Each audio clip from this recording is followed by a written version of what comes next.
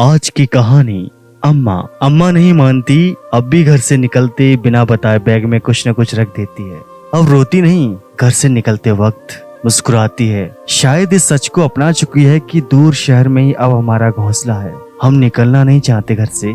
अम्मा सुबह से ही भाग भाग कर बैग पैक करती है। अपनी उदासी को छुपाती है। कई दफे पूछ लेती है कि कुछ छूट तो नहीं रहा। काश हम भी पूछ पाते कि अम्मा तू जाने के बाद रोएगी तो नहीं ना। पर अगले ही पल चेहरे पर आई मुस्कुराहट होठों को सिल देती है। दरवाजे तक आती है, वही किवाड़ की ओट में खड़ी वापस लौटने तक की दुआओं को हमारे पीछे छोड़ती है।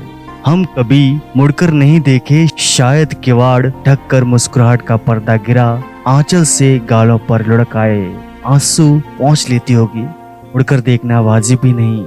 घोंसले को छोड़कर पक्षी भी पलटते नहीं। जाना नहीं हो पाता है।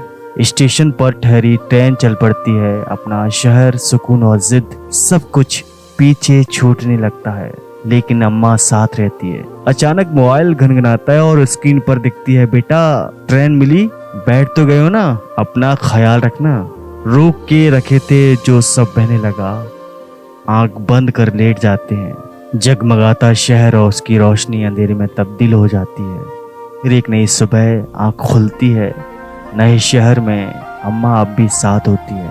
कमरे में बैग खोलते ही बहुत कुछ दिखता है सामान में, एक अनकहा प्यार भी। हम मुस्कुरा देते हैं। अजीब है, अम्मा को कभी बोले नहीं कि अम्मा आई लव यू, लेकिन अम्मा कह देती है बिना बोले, लव यू टू बेटा।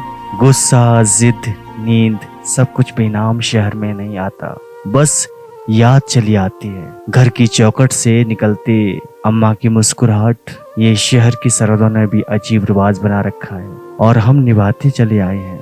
खैर, शाम को लौट रहे हैं शहर, जिंदगी और अम्मा के पास। घर याद आता है मुझे।